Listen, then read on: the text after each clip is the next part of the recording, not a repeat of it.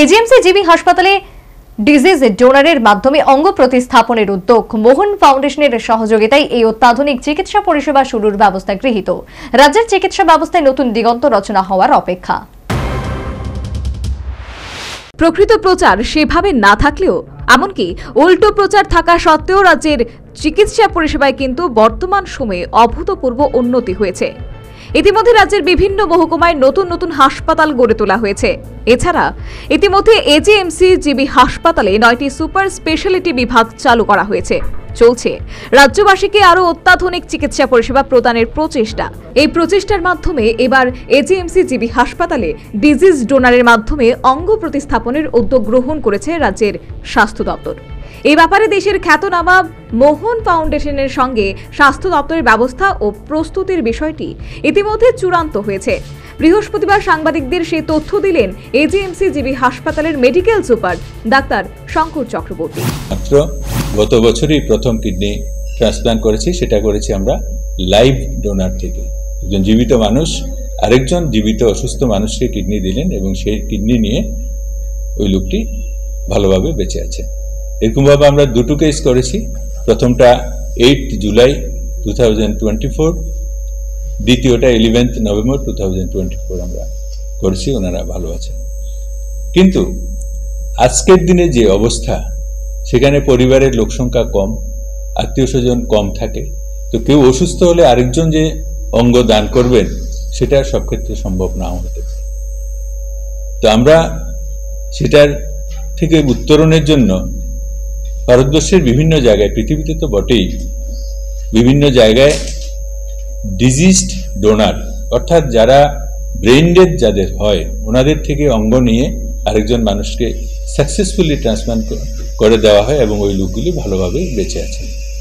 আমাদের AGMC GB হাসপাতালে disease ডোনারের মাধ্যমে অঙ্গ প্রতিস্থাপন পরিষেবা শীঘ্রই চালু হবে বলে জানিয়ে এই ব্যাপারে মুখ্যমন্ত্রী মানিক সাহার ভূমিকার প্রশংসা করলেন দিল্লি এইমসের নিউরোসার্জন ডাক্তার दीपक गुप्ता।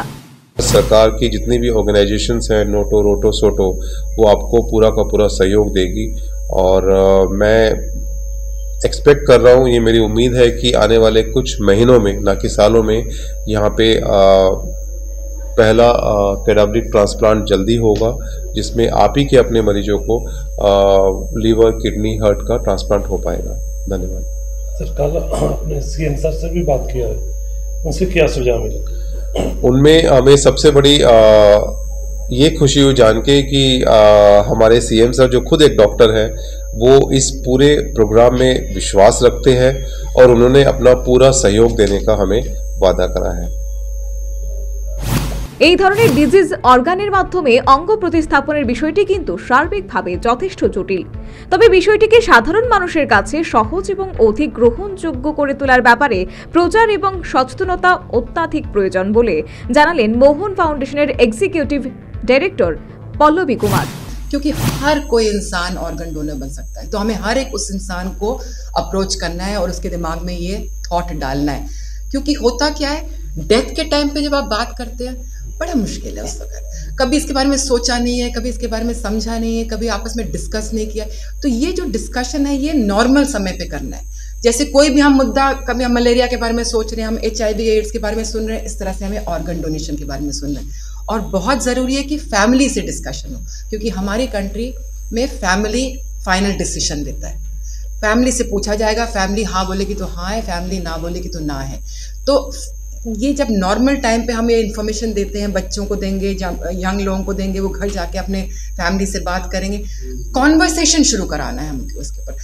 और आर्टिकल्स अगर लिखे जाते हैं, उससे भी अगर कोई पढ़ रहा है न्यूज़पेपर में, कॉन्वर्सेशन शुरू कराना है हमें ऑर्गन डोनेशन के ऊपर, जो अभी इतना नहीं। কার্যত ডিজিজ অর্গানের মাধ্যমে বিষয়টি হলো যদি কোনো রোগীর ব্রেন ডেথ হয়ে যায় এবং তার ব্রেনের যদি পুনর্জীবনের আর কোনো সম্ভাবনা না থাকে, তবে পরিবারের সম্মতিক্রমে ওই ব্যক্তির বিভিন্ন গুরুত্বপূর্ণ অঙ্গ অন্য কোনো মুমূর্ষু রোগীর শরীরে প্রতিস্থাপন করা। দীর্ঘদিন ধরেই রাজ্য সরকার তথা স্বাস্থ্য দপ্তর এজিএমসি জিবি হাসপাতালে ডিজিজ ডোনারের মাধ্যমে অঙ্গ প্রতিস্থাপনের বিষয়টি চালু করার প্রচেষ্টায় ছিল। অবশেষে সফলতার পথেই প্রচেষ্টা।